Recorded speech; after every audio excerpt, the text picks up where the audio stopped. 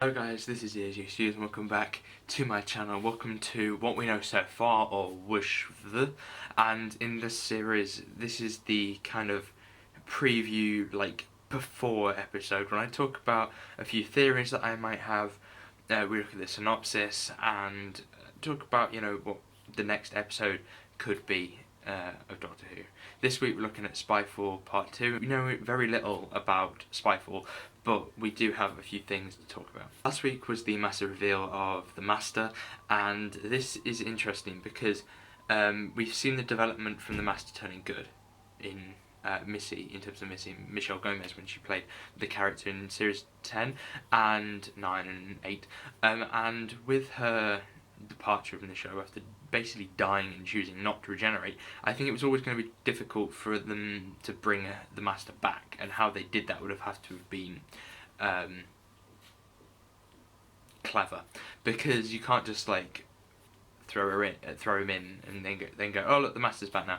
And I really do want the thing explained of how he's actually returned. And here are my theories. So the first one that I found, thanks to websites such as Twitter, is that this Master is not the chronological Master after Missy. He is the chronological Master after John Sim. I don't know what I think to this. I think it's possible, I think it's a nice idea, but I don't know if they would want to go that in terms of complex, and whether this will even, like, just because it hasn't been done before, I think it might just be a bit, like, disorientating. Okay, then we have the other theory, which is the fact that the Master is actually the Master from a different world.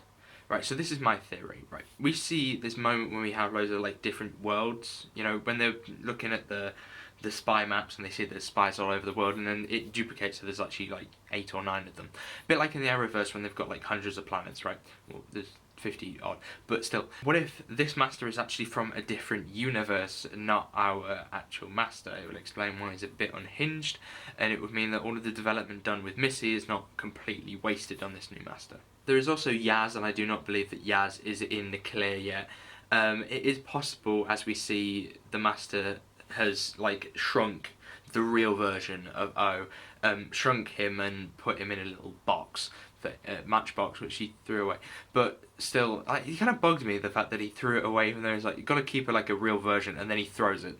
So the Master must have had, like, a version that he looked like before, so I imagine maybe there was like a maybe a Master in between that, but I doubt we'll actually see him. So there might have been like an extra Master there, or maybe it was something that Missy did before she regenerated. Who knows?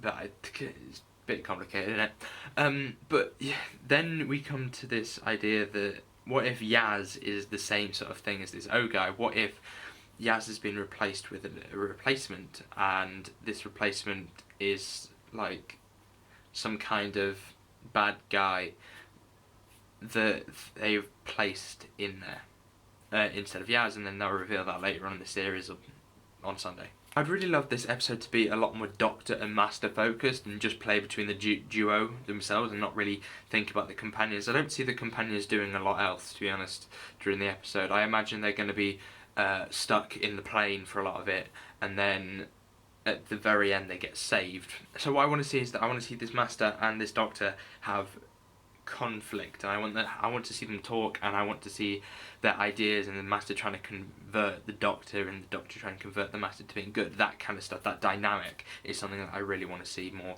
during this episode.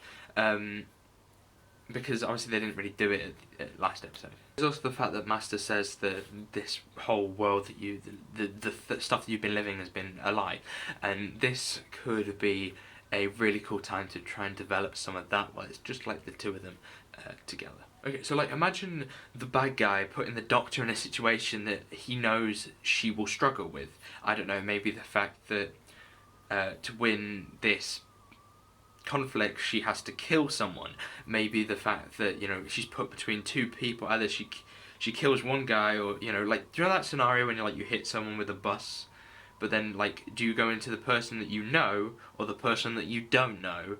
But there's like 3 people there, so do you choose the person that you know or the 3 people that you don't know, and you will kill either of them with your bus? Like, a bit like that. I mean, like, give the Doctor some kind of like moral dilemma instead of like, I don't know, I was talking about smashing people with buses.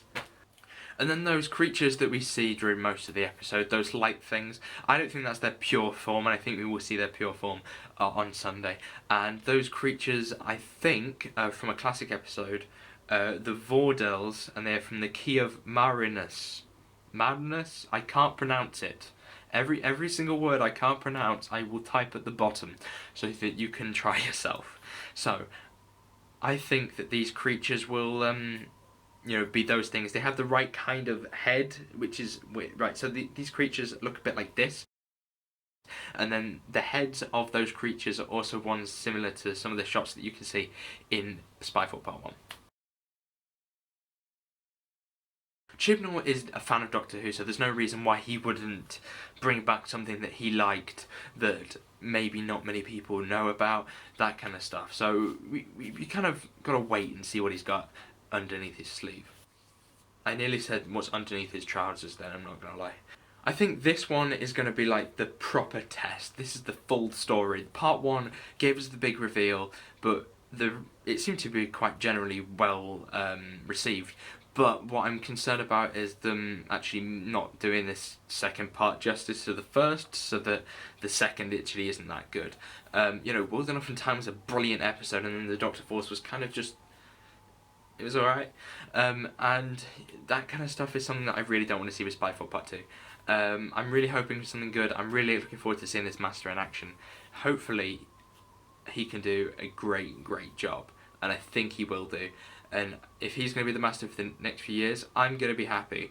I'm just hoping that nothing like glaringly painfully wrong with the episode exists. But whatever it is, we're still going to criticise it for every little detail, whether we thought the pacing was a bit off because there's a scene where nothing happens, that kind of stuff. Doctor Who fans will look at it in such fine detail that who actually has the time to do that. We will study every single line of the script, and we have a week this time, so we will do that. Okay, so thank you guys very much for watching. Hopefully you did enjoy this video. If you did, make sure you give it a like, subscribe if you are new, and I shall see you soon.